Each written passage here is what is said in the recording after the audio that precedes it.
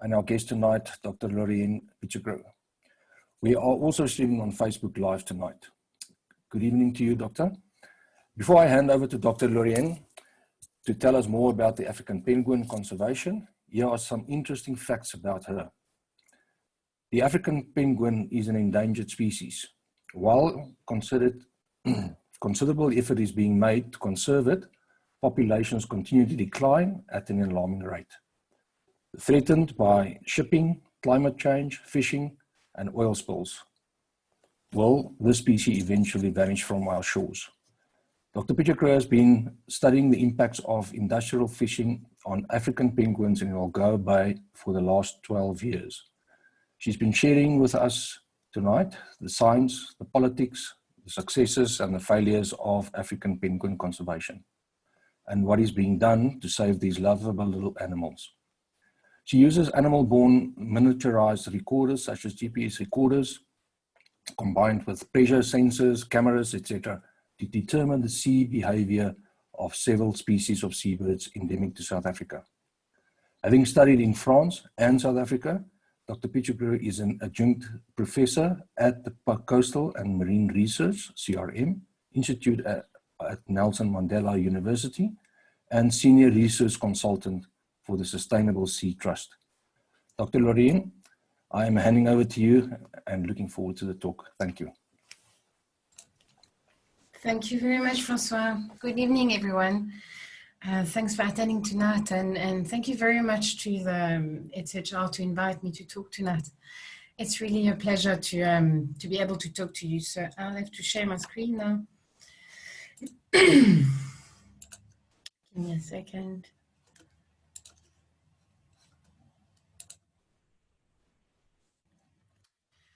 There. I suppose it's working. So yes, again, good evening, everyone. Thanks for joining me tonight into the story I wanted to share with you. I'm grateful to be able to talk tonight, to be able to share my passion for marine conservation and for African penguins. I love talking about African penguins. So I hope I won't talk too long, especially with my accent that maybe some of you might struggle to understand. It's specifically nice for me to talk to you, honorary rangers for sandparks, because I believe we share the same passion for conservation, for the environment. We dedicate it to conservation. And I found sometimes as conservationists, we may feel a bit isolated, especially now with the lockdown, that we see all the work that needs to be done, and sometimes we forget that there are many people that are doing as much as possible. They're working really hard for the same goals as us. So I thought it could be a nice story to show to you what's been done for the African penguins. I think it's the same story as rhinos. Some people are doing everything they can to save every single African penguins remaining. And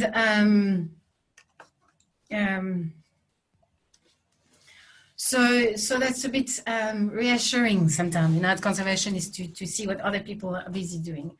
So I'll take you on a journey of what I've seen with my own eyes for the past 12 years or 15 years. I've been working on African penguins, what we've been through, what the penguins have been through, what we've learned, and the science we applied, the politics behind the scene. I'm sure you'll find it quite interesting.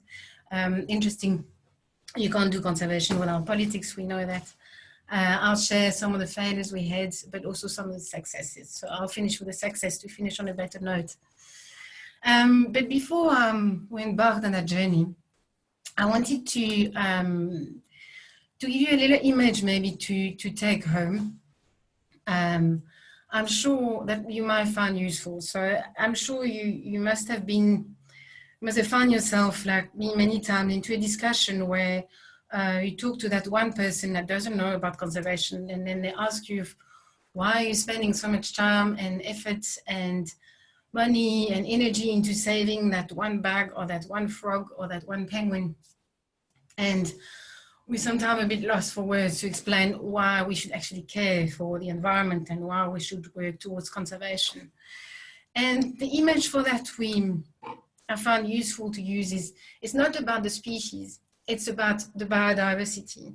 So we should see biodiversity as a plane, and species and ecosystems are all part of the plane. They're all intricated so that the plane can fly. They need each other. So if we lose a few screws or a few bolts of the plane, we can still fly. But if we lose now too many of them, what's going to happen? The plane is going to crash. And who is in the plane? It's us. So I had a fisherman that told me one day he didn't really care that his grandchildren wouldn't see any penguins alive. Like, he doesn't have sleepless nights because dinosaurs disappeared, you know. So why should we worry about penguins? But that's obviously what that fisherman didn't get, you know. That's the difference with dinosaurs, is we are in the plane, and the difference is we are the species that's actually dismantling the plane.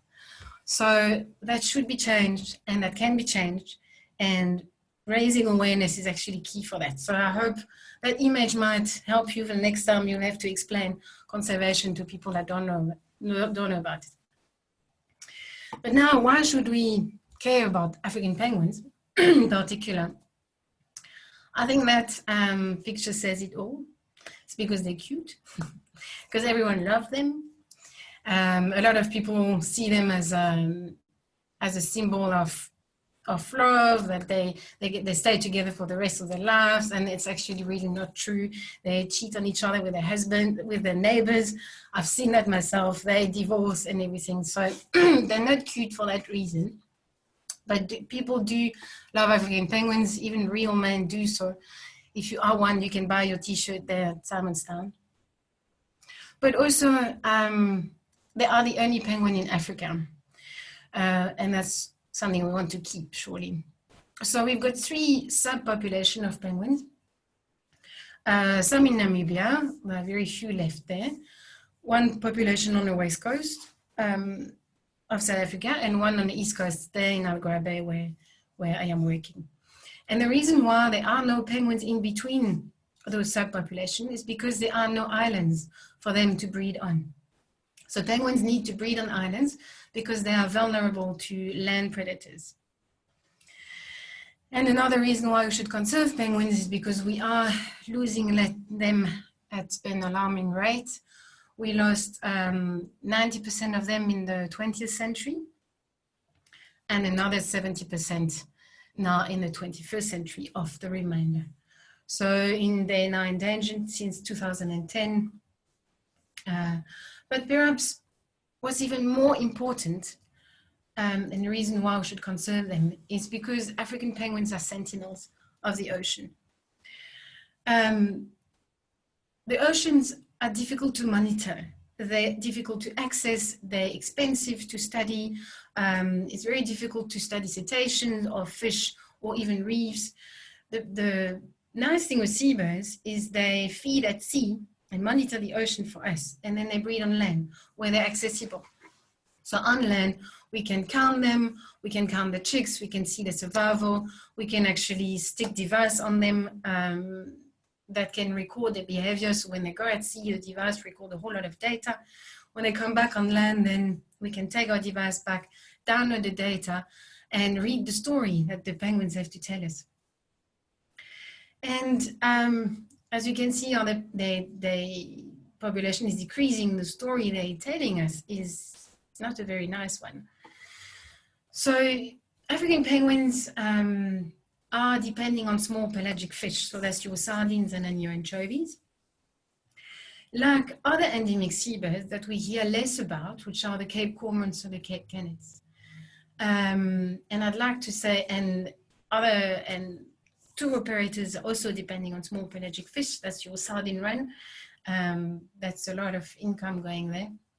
A lot of dolphins and sharks and predatory fish like hake depend on small pelagic fish as well. But penguins are sentinels. They are the first one to show when there's the problem. So they've been endangered since 2010, but the Cape cormorants have followed a few years later, and so now are the Cape gannets. So they're all endangered.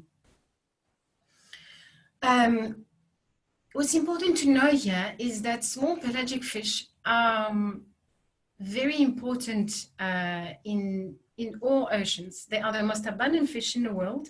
They are your herrings in other ecosystems, or your sand eels, your anchoveta. So they're extremely abundant, and they sustain huge populations of many top predators everywhere. And they feed on plankton, so being so numerous, they also control the population of plankton. So they basically corner species like that of ecosystem functioning all over the world. And if you look at the trend of seabirds everywhere, they're interestingly following the same trend as our African penguins. So these are the monitored populations, or the seabird population have been monitored since the 50s, anywhere in the world, so in the States, in England. And we see a similar trend, 70% decrease since the end of the Second World War. And we know that the main reason, the main threat to seabirds is actually industrial fishing. So some seabirds will go for, will fall as bycatch. They fall for the bait on the hook of longliners, and then they get drowned. But most seabirds is because they compete with the fisheries, or fisheries are competing with the seabirds. They're removing the food from the fish, from the seabirds. Sorry about that. So this graph is showing the trends of the size of the catches over time, and you can see that's the opposite trends of your seabirds. So from the end of the Second World War, we developed capacities and technologies that helped us fishing more and more. So much so that we actually peaked in the 90s. And if you looked at the catches everywhere in the world except China, I won't mention China now, they've been stabilized, and then they're actually decreasing. And the reason is not because we're catching less. We're having larger ships, we're going further, longer, we're catching deeper. It's because we have emptied the sea. And the Food and Agriculture Organization has shown that a third of all the stocks in the world are actually overexploited that we know of. And 2/3 of them, or more than half of them, are fully exploited. And when we talk about fully exploited, we talk about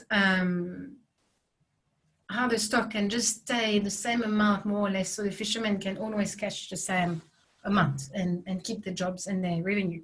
They don't talk about all the predators that are affected because there's less fish in the ocean. So to come back to South Africa, the purse-seine fishing industry is targeting your sardines and anchovies, and they are the largest in terms of landings. So we talk here about not just a few tons or a few hundreds of tons. We're talking about 500,000 tons of fish that are taken every year. And believe it or not, it used to be sustainable, but not anymore. And when we think, yes, but the humans also need food, and and they create jobs. Actually, most of those catches are not for human consumption. So a small proportion of the fish of sardines is turned into canned fish, but all the anchovies and a lot of sardines are turned into fish meal. And that fish meal is mostly exported to Asia to feed your farm fish, which are your salmon, your tuna, that turn into sushis. So think about it next time you're eating sushis, you're eating fish fed by penguin food. Just sushis are bad, I'm just saying. But fish meal are also fed to chickens. If you see your eggs when they have omega-3, it's because they've been fed anchovies. And they're fed to pigs and cows as supplements. So it's just the irony of the world we live in, where fish are actually fed to herbivores or to granivores like chickens, and we're giving penguin food to these animals. But yeah, so it used to be sustainable, but the problem was since the early 2000s, then the South African stock of small pelagic fish decreased, which led to now the fishery and the seabird being in competition over the same resources. And that's the raw data for that. So this is showing the African penguin trend over time and how it peaked in the early 2000s when there was a lot of fish. and that's and it's also showing the anchovy biomass in gray and the sardine biomass in black. So that's the biomass, that's not the catches. And what we've seen is that decreased very quickly in the early 2000s, and some years got a little bit better, but basically they've been very low, especially the sardines. And the penguin trend is following tightly that of the biomass of the fish, and so will the cormorants, and again it's as well. So before you say yes, you know, the fishing industry is creating jobs, is bringing revenues, you know, what our penguins doing, we need the jobs, we need the food. Well, actually, penguins are also economically valuable. There's a recent study that was published 2 years ago now that showed that 500,000 tourists are coming to Cape Town to see the penguins. When you ask tourists why they came to Cape Town, the three main reasons are Table Mountain, Cape Point, and the penguins. There are not many penguin colonies in the world that are accessible, especially to see penguins that close, as you can see them in boulders. So the study estimated that penguins are bringing more than 300 million rands in terms of revenues every year to the city of Cape Town. And they generate almost 900 jobs. So this needs to be put into perspective when we're talking about the fishery creating jobs and bringing money. Penguins also. It's sad that in nowadays in conservation, we have to put the monetary value on every species, on every ecosystem service, so we do conserve them. But at least we have these values for penguins. So there's not only a social pressure because they're cute and charismatic and we love the penguins, but there's also an economic pressure for the conservation of penguins. So now before I'll go on a journey to tell you what we've been doing for the conservation, I'd like to tell you to take you in a little bit of a sideline and tell you a bit more of the species, of their biology, of their history, so you know more about them. So I've told you a bit earlier that they are the only penguin in Africa, and they are now, but it wasn't always the case. We actually used to have 4 species of penguins that were roaming Africa back 10 to 11 million years ago. We found those fossils in Saldanha Bay, and then we don't know what happened. We couldn't find any fossils proving there were no penguins between 10 million years and 5 million years ago, when we found proof for another 4 species of penguins that also disappeared. And we're not quite sure why they disappeared. All we know is it definitely wasn't because of humans. So we think that the reason why they disappeared, they probably came from, they invaded Africa coming from South America and then disappeared and then came again. And the reason why they disappeared, we think so, it's because of the change of sea level. And as I said a bit earlier, the penguins need islands to breed on because they're vulnerable to land predators. So when the sea level is changing and those islands get accessible to the land, or they're touching the land, then those prehistoric lions and bears could eat penguins. Did you know that we had bears in Africa? We can find remaining there in Longobat. So they must have eaten some penguins. And then 400,000 years ago came our African penguins from South America. And bad luck for him, he encountered humans. So he was actually the first penguins to be encountered and eaten by Europeans. Back already in 1488, when Bartholomew Diaz was the first one to try to go around Africa to get to India. And ever since, penguins have been exploited. So from the 16th century, the birds were collected for their meat, mostly the eggs for food, and they were used for, because they're very fat, they were used as fuel for ship's boilers. But the worst impact was probably the egg harvesting, because that took place for a long time, all the way until the 1968. They were exported to England as a delicacy. They were still served in Parliament until the 90s. And in 30 years, 13 million eggs of penguins were collected on Dasson Island on the west coast alone. And that used to be the biggest African penguin colony.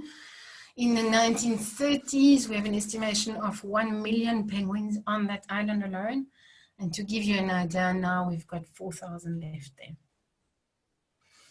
But another past impact of encounters with humans is the guano scraping. So for those of you that don't know what guano is, it's seabird poop. It was used as fertilizer before chemical fertilizer were created during the Second World War. And it was called the white gold. So in the 19th century, many seabird islands were colonized by people to remove the guano. And this is a picture of Bird Island. So you can see how much higher that island used to be.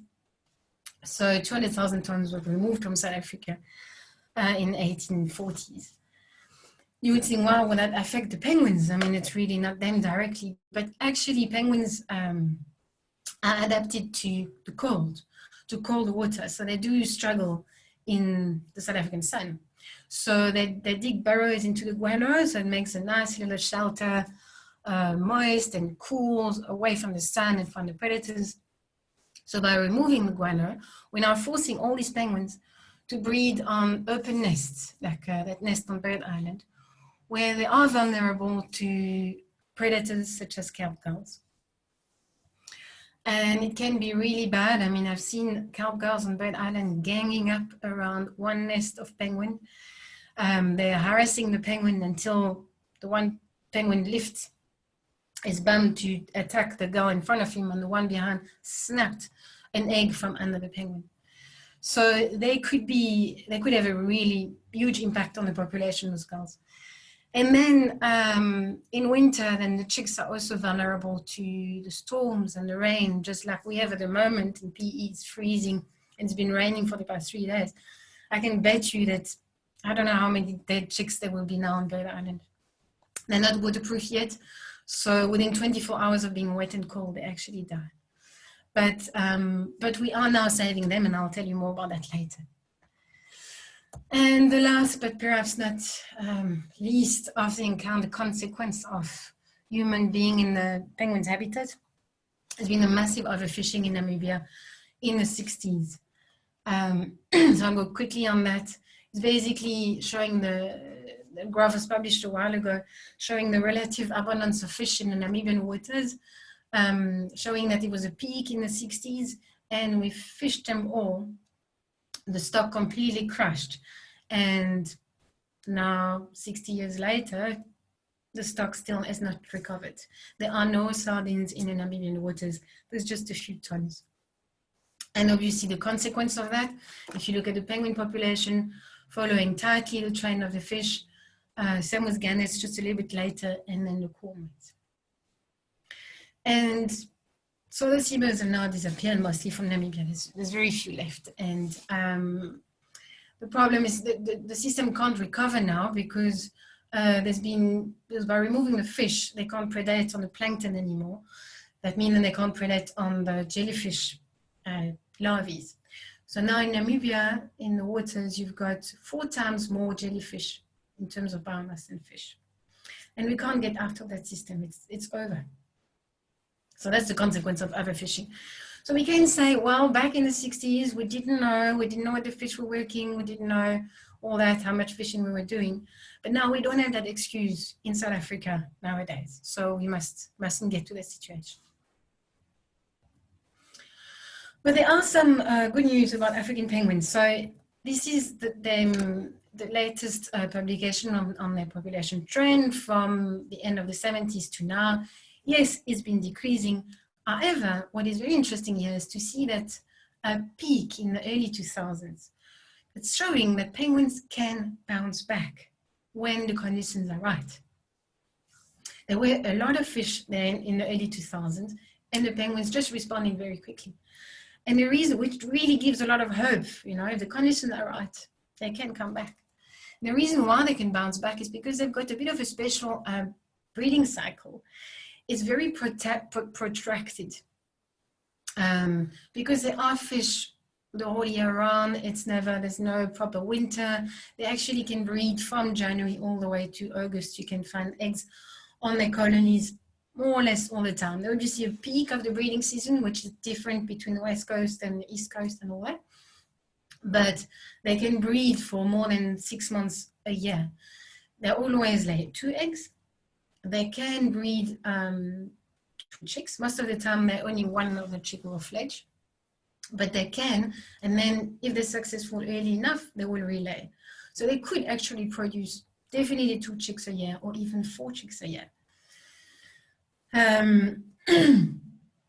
So that makes them quite special compared to other penguins. Most penguins only have 1 egg. They have a short window of time when they can breed, when it's not howling, horrible winter there in Antarctica. And a lot of these big penguins, they breed only every 2 years. So they're far less resilient than our one. And then when they finish breeding, just a note on their life cycle. So they go at sea to fatten up as much as possible because they will molt every year. It's called a catastrophic molt. They lose all their feathers at once. So they lose their waterproofness. So that make them, so they can't feed and then they fast. So just a note, and if you see a penguin looking at that one in the picture, try to catch it or try to get someone from a rehabilitation center to catch it because this penguin will die. If they don't fatten up enough before the molt, they will starve. So it's a very sensitive time, it's just for information. And then they will go at sea again to fatten up and start all over again. And they can live 12 to 15 years, start breeding as early as 2 years. We had some penguins breeding that early. So they can produce a lot of chicks during their lifetime if the conditions are right. So now I'll take you on the journey of, since we have realized that the conditions were not that right anymore for the penguins, they're busy disappearing, and see what we have realized until now, what we've learned and what we have achieved. So just as a recap, where we are at, we're in the early or mid 2000s, we can see penguins are decreasing. We know they depend on small pelagic fish. We know from experience that they are the first one to go. If penguins are going, the other ones will also go. And the last one to go will also be the fishermen eventually. Oops, sorry. Yes. Yeah, so I'll tell you what we've been doing. So we started being aware of that in the mid-2000s, and from around 2006, 2007, Dr. Rob Crawford, some of you have known him, he's been the seabird biologist at government, and he was the one pushing for something to happen. So through his gentle but regular push, we created something quite unique in the world, which was the island closure task team in 2008. So that was a task team made of penguin biologists, so some scientists, some managers of the colonies, some fishery scientists, some fishery representatives, and some statisticians and NGOs. The point of that task team was to discuss what are we going to do to increase fish availability for penguins. We biologists would say, well, let's just stop fishing. But the fishermen were saying, no, but what if it's not us? Then if we can carry on fishing and that doesn't affect the penguins, why should our industry suffer and we should lose jobs? So I said to say, okay, let's do proper science-based conservation. We'll test to see if scientifically we can prove that fishing is affecting penguins and closing to fishing can help them. So we all sat together to decide how we're going to do it, which island we're going to do, we're going to close, the design of the experiment, the data to be collected. It was really a very interesting process. And we decided on that world first experiment, which was very excited to be in. So we decided to take the 4 largest colonies at the time, was now it changed, which was Dasson and Robben Island on the west coast, and St. Croix and Bird Island on the east coast. So we took two colonies in different ecosystems. And then each colony at the time is supposed to be experiencing the same environment. And at the time, one is closed to fishing when the other one is open. And then 3 years later, what we do is the one that was open got closed to fishing, and the one that was closed got open. So it's a very scientifically designed experiment. And you see, for example, St. Croix was closed to fishing from 2009 to 11 and open for 3 years and closed again. So that was decided together at the task team, knowing that we penguin biologists were pushing for 5 years closure to be able to capture real change. Also, for 40 kilometers closure, we only got 20. So we had to negotiate and compromise. Nevertheless, we got that to happen. And the fishermen had to comply. So off we go. We penguin biologists had to go collect the data. Needless to say that we had to find our own funding, our own salaries, our own students and everything to collect those precious data to be able to show if closing to fishing can help penguins. That is a very unique experiment because it was never shown anywhere in the world that closing to fishing can help predators. So we were collecting data on the breeding success, so measuring the chicks, seeing how much they're growing and comparing that over time, we'd be able to see if they were fed properly, if the fish availability was good enough for them, how they survived then after they fledged. We were counting the colonies, obviously. And then we were monitoring their foraging effort, which gives us an idea of how much energy they need to put to look for food. So we tape GPS recorders with the pressure recorder on the back of the penguin. There's no glue, it's just tape. So they go for 24 hours. When they come back, we remove the GPS. And that tells us, we download the data, that tells us exactly where the penguins have been. It's again it here, but how far it's been to look for food, and also the number of dives it's been doing, how deep it's been diving, and with the shape of the dive, we could also see if it could catch a fish or not. So all that gives us a good idea of the energy they put into looking for food and the consequence on the chick. And the idea was we compare that over time when it's close to fishing, when it's open to fishing. Fairly simple design. So I've been collecting all the data in Algoa Bay, and yeah, the two islands involved. So that you know, for those of you who don't know, there are penguins in Algoa Bay, and they're actually half of the world population. St. Croix Island here is the world's largest African penguin colony, and this is my other office here. I was privileged enough to work on those islands. They're extremely beautiful. All these white dots here are Cape gannets, so 2/3 of the world population is breeding on Bird Island. So they're extremely concentrated, these seabirds. So off we go and collect data, and what was really exciting was very quickly, within 2 years of collecting data, we could see that, yes, no take zone benefits penguins. Let me take you through that graph. So this was before the closure in 2008. Both islands are now open. This is showing the future closure. And this is showing where the penguins were diving, and the darker areas are where they spend most of their time diving. And this is where the Bird Island penguins were diving. What you can see straight away is the penguins from Bird Island are staying a lot closer to the island, while St. Croix penguins are foraging a lot further. But also interestingly, most of the dives are actually outside the future closure. We go back the next year after 3 months of fishing exclusion, and what did we see? Bird Island, the control area, so nothing changed. The birds were doing the same things, so the environment was similar that year. But the St. Croix penguins completely changed their behavior, decreased their foraging effort, and dived inside the closure. So it's very exciting results, published them straight away, very well received by the international scientific community, very excited. But the local scientific community was less excited. And the people inside the island closure task team, some of them were not quite happy. The fishery scientists were not quite happy. So they started answering our papers saying, you are not right. And we answered the reply and they say, yes, we are right. And then they answered our reply. So that's to tell you a little bit of the politics behind even the science. And what they told us is, it's only 1 year of data, it doesn't mean anything. Like, fair enough, okay, it's still preliminary results, it's very valid. Meanwhile, 10 years later, I've got the same thing.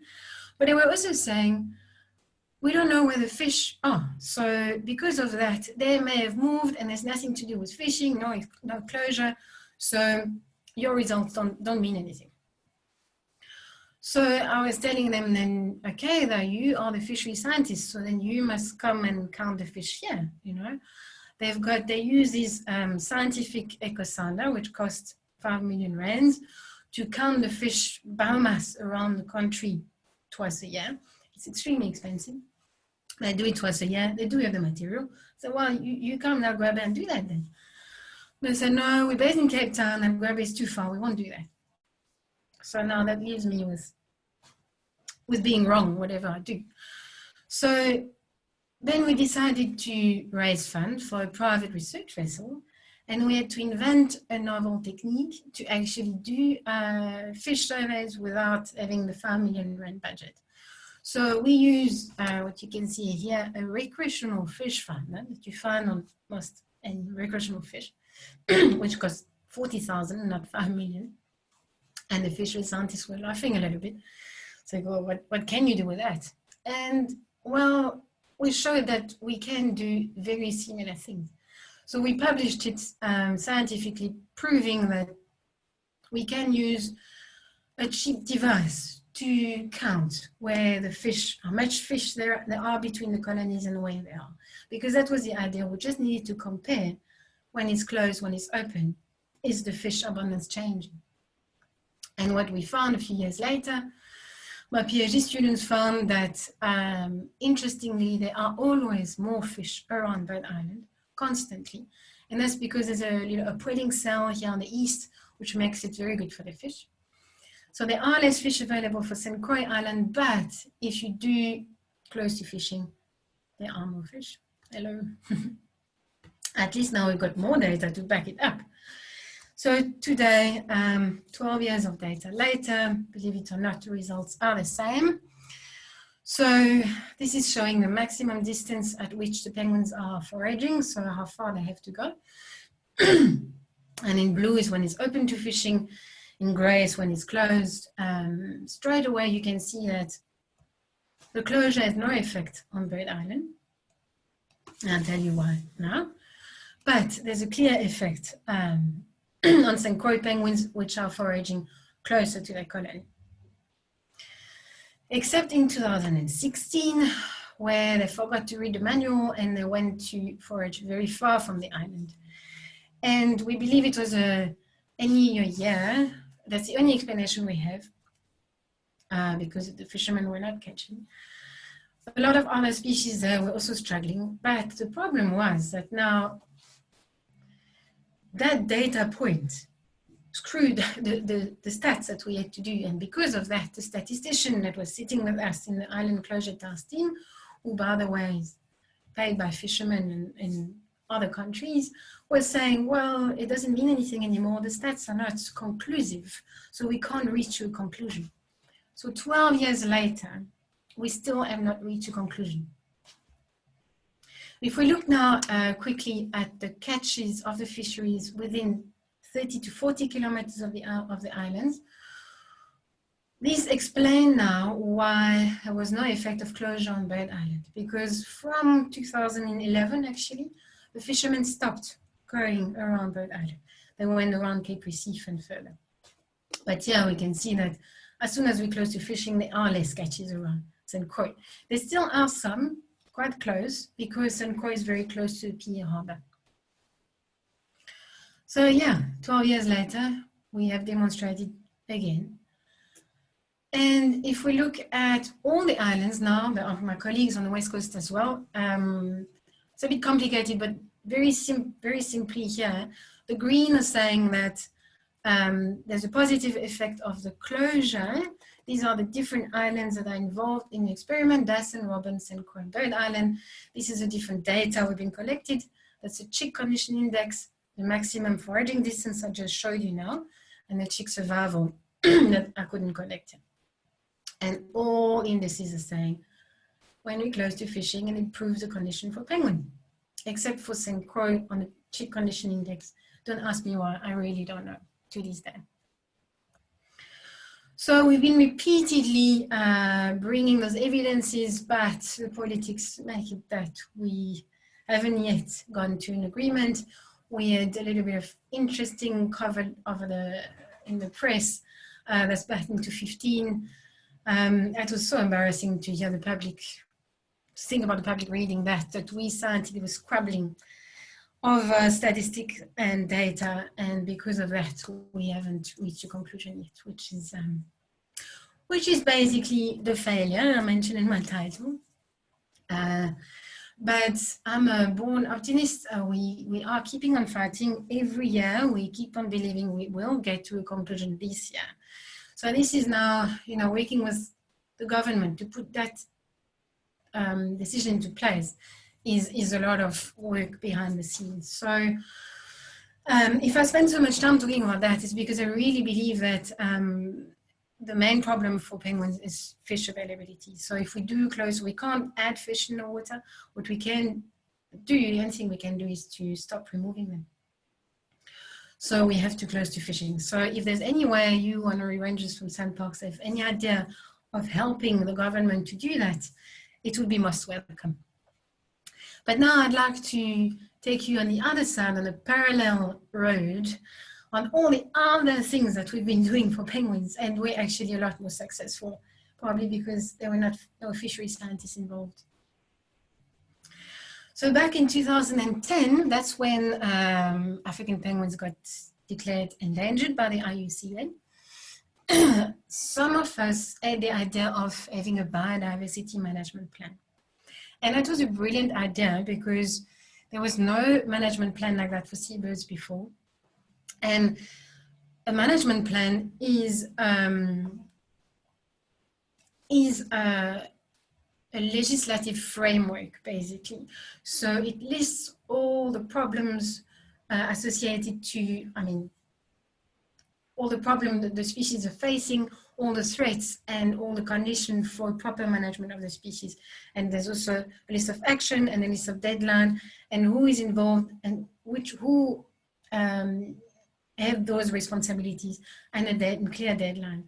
So all the institutions involved are now, they have to abide to their management plans. But it became the Bible of the management of penguins. Even us researchers define what research can be done and what cannot be done.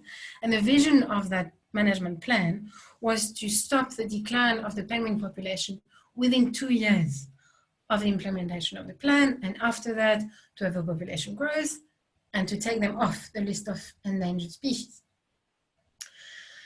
For that, so it's a big document that was really that took years to put together, but it clearly described all the problems and what that need to be done, and that included things like a legislative framework. So before that plan, there was no clear regulation on rehabilitation. So if you had a pool in your background and in the backyard and you wanted to save penguins, you could start a rehabilitation center. So, and call yourself whatever. And now it's not possible anymore, but that needed to be done. That needed to be all smoothed out, and that really helped. We also identified the lack in research, we identified lack in education and awareness about the situation of penguins. So it got published in 2013, and it was for 5 years. It's a 5-year plan, and it involved all of us penguin people. And it was really, really nice to be all together, and all of us want to save penguins, and sometimes we do it a bit differently. So it was nice to have a communication going and improve communication. And what we've done, one of the things we've done was to actually create working groups with proper actions to target and yeah. So what I wanted, yeah. So the population reinforcement working group was to focus on reinforcing the population, so the rehabilitation, saving as many chicks as possible, possibly creating a new colony. So I'll go into this point now a bit more in detail. And the habitat working group was about focusing on the habitat on the colonies, improving the breeding conditions on the colonies of the penguins. Remember that the actual fish availability, the habitat at sea for penguins, was not put into the BMP, the management plan, because the island closure task team was taking care of it on the side. So that's when so many of us worked so hard to save penguins. So for them, that's all the success stories. So the rehabilitation obviously didn't start with the management plan. It started back in the 60s when SANCOB started in 1968. But the management plan made it a lot more mandatory to save every single species, every single adult or chicks that was found that needed help. So a lot more pressure on the colony managers to save all the individuals. So since its creation, SANCOB admitted over 100,000 penguins, with a release rate of 80%. So if you think about it, all these birds would have died if they were not being rehabilitated by SANCOB. My colleague working there, Dr. Cataludinia, told me that today they getting 2% of the South African population every year in their rehabilitation center between Cape Town and Port Elizabeth. So all these birds would have died. So it's a massive input that they put into the wild population. Another, yeah, and what I wanted to say is about working together between the rehabilitation center, the colony manager and the scientist is we could really do science-based conservation. So we could back up with the science the validity of each one of the conservation action, which was really a beautiful space to be. You know, often people do conservation without necessarily knowing what's good, what's not good, and there's not always communication between scientists and managers. So another point was the chick bolstering project that also started a bit before the BMP. It started because on Dyer Island, only on that colony, penguins, when comes the time quite close to go at sea to eat as much as possible before molting, they actually abandon the nest, abandon their chicks, the eggs, and they go at sea. So it started in 2006 when we decided to now interfere, take all the chicks, all the eggs, put them in SANCOB and rehabilitate them.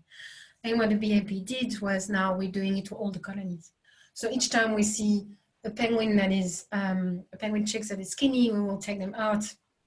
If we see them abandon eggs as well, we'll take them out and bring them to SANCOB. But that's, again, that was backed up by the science, showing exactly what kind of condition the chicks should be to be taken off or left on the island, and showing how much that that contributed to the wild population.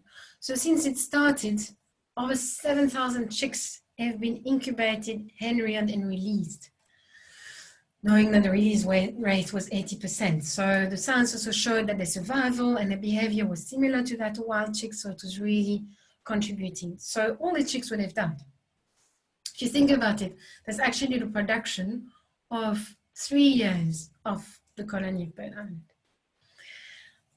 So it's a massive input in the wild population. Then more recently, maybe some of you have heard about the project. It's a BirdLife project to try to create a new colony. So it took a lot longer than expected because they had to find the right place. They were not sure between Plett and the Hoop. We had to find a place where there's enough fish. So the idea was to create a new colony on the South Coast. That's where the fish are. And also how to do it, find a place where there are not too many predators, have a predator-proof fence. So it was really hard work, and it only started now in 2018. BirdLife put those funny little decoys there, and they have speakers playing jackass penguins sound to try to attract penguins to start breeding naturally where there are fish. So that's very new, so we don't quite have results yet. Yeah. And now from on the habitat working group, what we've been doing was focusing on removing the predators. So I told you about the impact that girls could have, specifically on Bird Island, because I mean, that's where I've seen them and monitored them. And that was also a nice success story with sandparks, because we worked closely with sandparks. We decided to do something. There was a good communication going. We decided to do something about the gulls, but we collected data before removing the gulls and then after to see if really it worked. So the rangers really helped on Bird Island. They counted all the penguin eggs that were predated before and they started killing the gulls, which was 800 penguin eggs for 5 months. Knowing that the colony lays 3,000 nests, that's a very substantial amount. And then they were also monitoring the breeding success of the birds, so counting the nests, seeing what's in there. And then we removed the gulls. The rangers enjoyed that. So you don't need to remove many, but we have to do it regularly so they don't come back. And after we removed something like 40 gulls, the breeding success of penguins doubled. So that was a very nice success story again. So the BMP then made it mandatory for other colonies to start taking care of the gull problem. Seals can also be a problem on Dye Island, and some specialized on penguins. So these ones get removed as well. And the last but not least is the artificial nest. So as I told you, so because we removed the guano, penguins are forced to breed on the surface nest. So someone very well-intentioned decided to make artificial nests for penguins out of fiberglass from the Dye Island Conservation Trust. And in 2006, they put 2,000 of these nests on Dye Island. This is what Dye Island started looking. They also, a lot of them are boulders. You must have seen them there. So very quickly, managers started putting them on all the colonies, some also on Bird Island, yeah. That was in 2008. But then I thought, maybe we should test if they're working or not. I mean, we don't know if they offer the same conditions as natural nests. And a little bit later, we also started trying other simple nests, because it's fiberglass. And so we monitored those fiberglass nets, the rangers monitored them, and what I noticed is the eggs were staying a very long time without hatching. So the actual breeding success was not very good in those nests. So we decided to compare breeding successes, all these different nests, and put temperature recorders. And what we found was that those fiberglass nests and the cement nests were a lot hotter than even nests penguins exposed to the direct African sun. So we removed them all, at least from Bird Island. They still had boulders.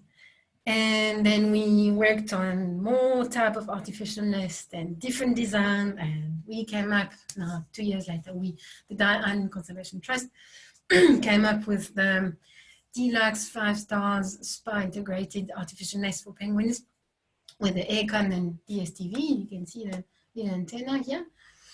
That's actually transmitting data of the temperature inside the nest via cell phone network to a database.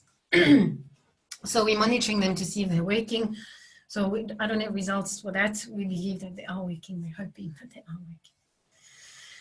So that's all the success stories. But of course, as time goes by, more threats are also being added, you know, as we're working on others. And from 2016, ship-to-ship bunkering started happening in Algoa Bay. We definitely didn't see that one coming. For those of you that don't know, ship-to-ship bunkering is basically having a petrol station at sea. So they're anchoring right there by St. Croix Island, the world's largest African penguin colony. And they transfer fuel from one ship to another. The point being they don't have to go in the harbor, pay tax, use South African fuel, you know. It's a lot cheaper for them. And so it just started without environmental impact assessment or anything. It was a very frustrating story.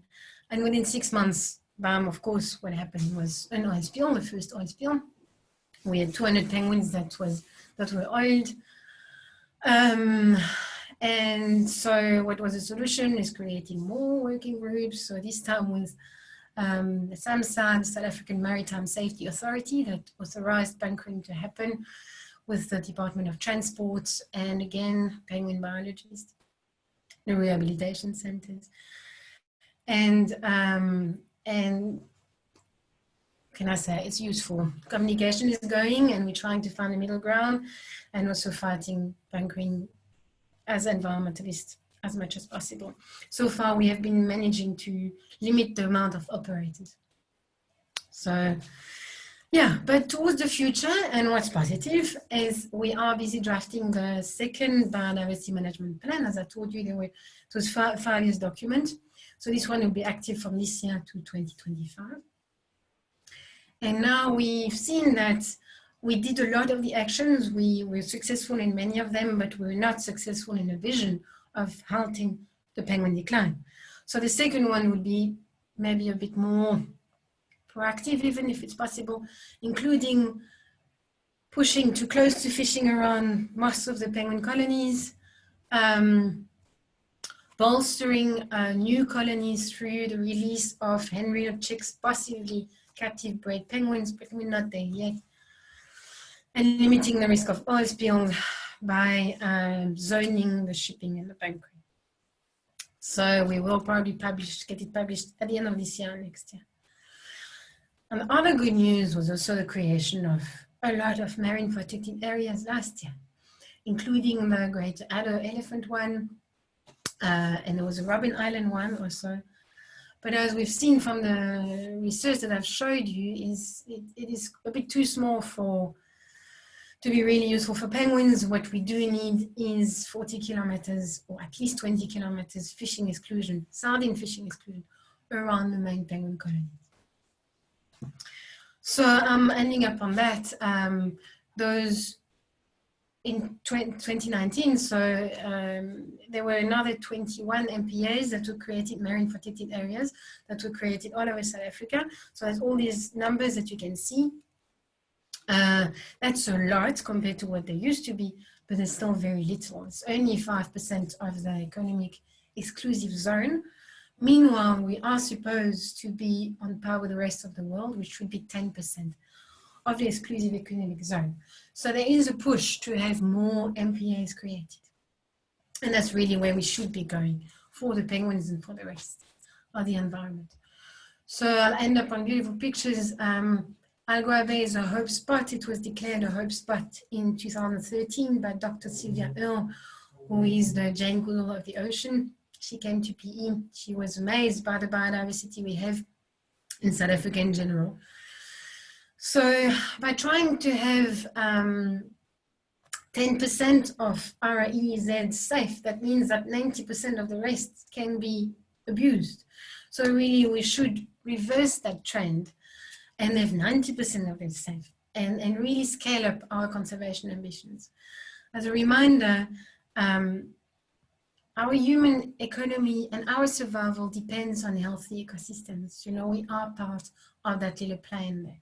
So we should be really more ambitious in our conservation goals. And that's it from me. Thank you for your attention. If you have any questions, this is my email address, and I also have that Facebook page, Algoa Bay HopeSpot, where I post some regular information. Thank you very much, Dr. Lorien. That was very interesting. One of the chats came through and says, what a wake-up call in terms of biodiversity. Your efforts are appreciated. Respect. Thank you from Neisner. I do have some questions that has come through as well. If you'd like to handle them now. There was one from Fritz Kaufmann. Is it possible to obtain your presentation? He is from the Intelligence Support Against Poaching in Namibia. Oh, well, I think it will be on Facebook, isn't it? I think from what you told me. So. Yeah, and we possibly will also load it onto YouTube later on, so it will be available. Thank you. So that's then Richard Jones, he sent in 2 questions. The first one was, do seals prey on young penguins? And I think that links to what Etienne Kotze says, what effect does predation have on seals, on the survival rate of the penguins? Seals predate on adults or young ones. They actually go for the belly. We think they go just for the fish inside the belly.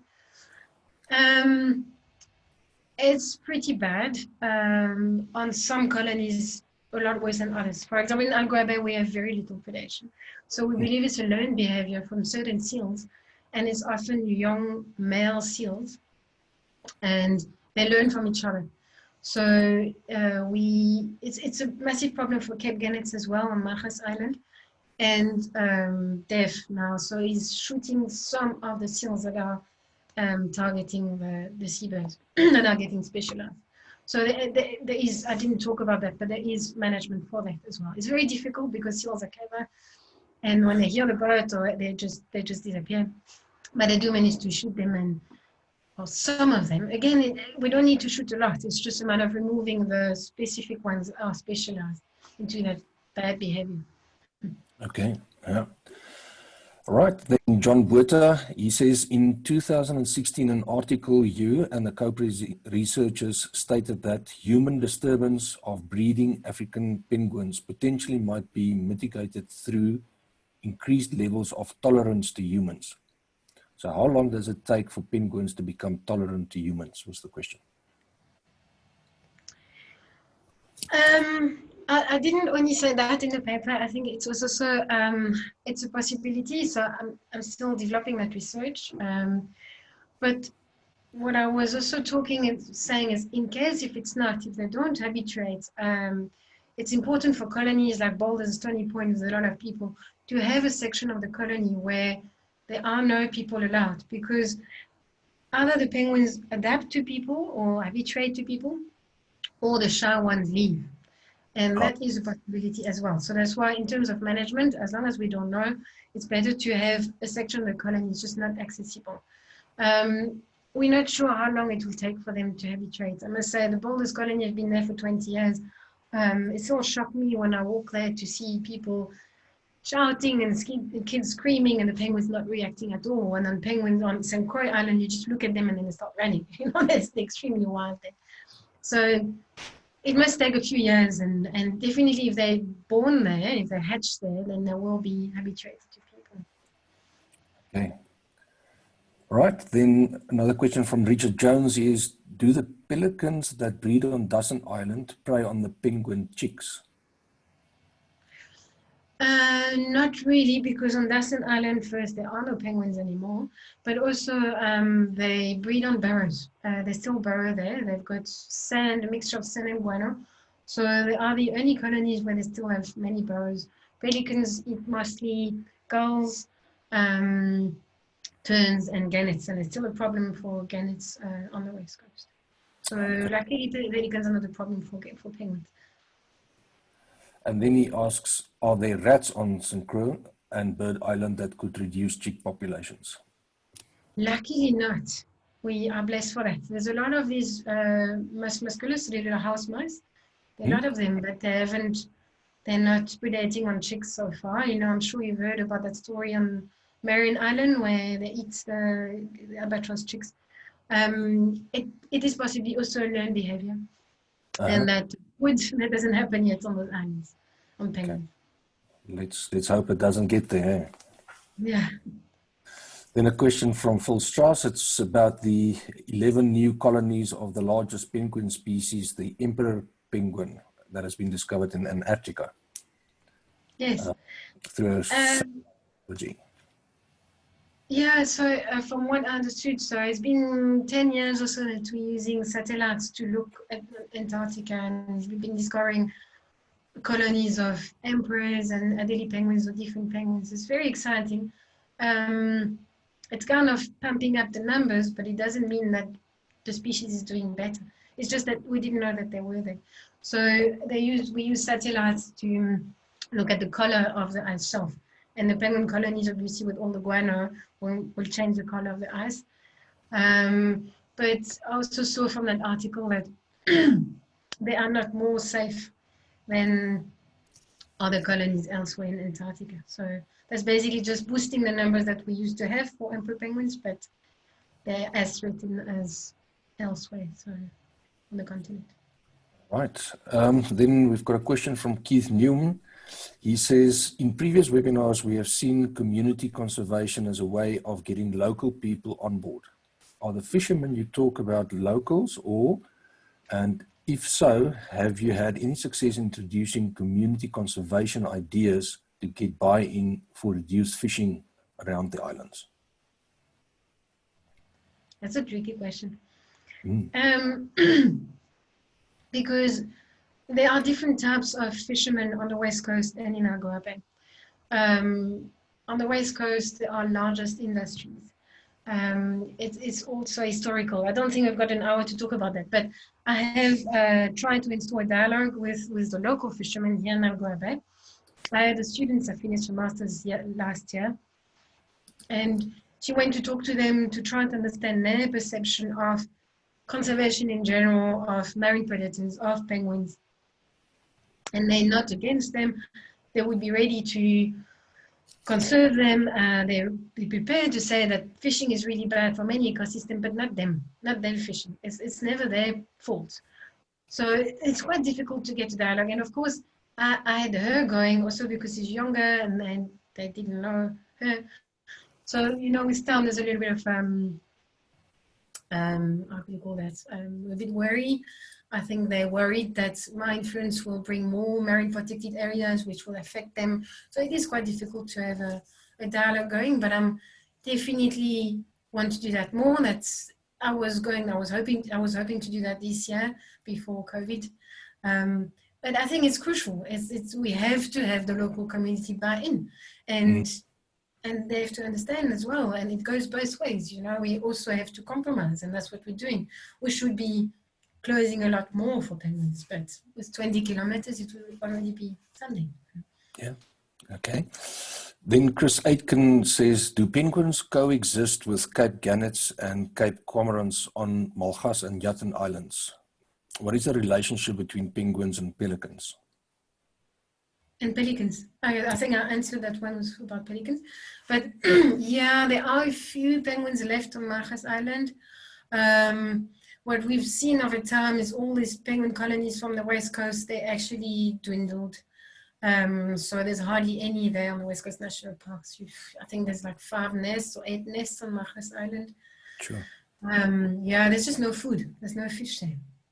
So they coexist, no problem. Well, I'm saying that. Meanwhile, on Bird Island, so the Cape Gannets are a lot more. And we published a paper, I think 2 years ago, with a student showing that it was a year where the Cape Gannets were a bit late. So a lot of the young ones, when they fledged, they can't fly properly. So they ended up in the penguin colonies that was early. So they normally Cape Gannets are breeding earlier in summer, and then the penguins are taking over. And then there was an overlap. So those poor little fledgling juvenile gannets ended up in the penguin colonies of very aggressive male that were starting to establish a territory. And they killed those young gannets. So I'm not sure how good, you know, they cohabitate, but they're normally not in the same space and not even at the same time. So luckily for those poor gannets, because penguins always win. Okay. All right. Then Simone Thompson says, in the Stony Point penguin colony in Betty's Bay, part of your conservation portfolio, so is the Story Point, and is it successful? I'd like to say yes.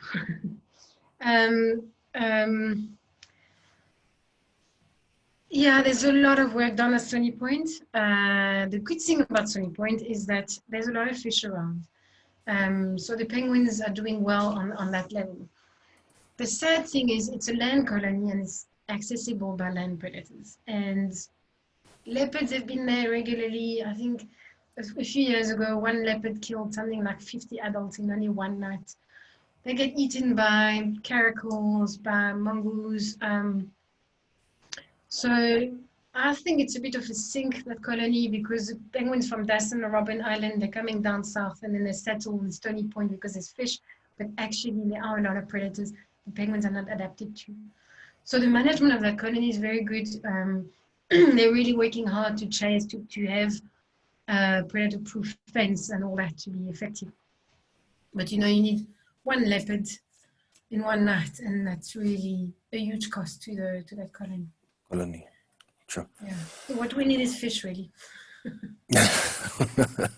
Right. Here's an offer.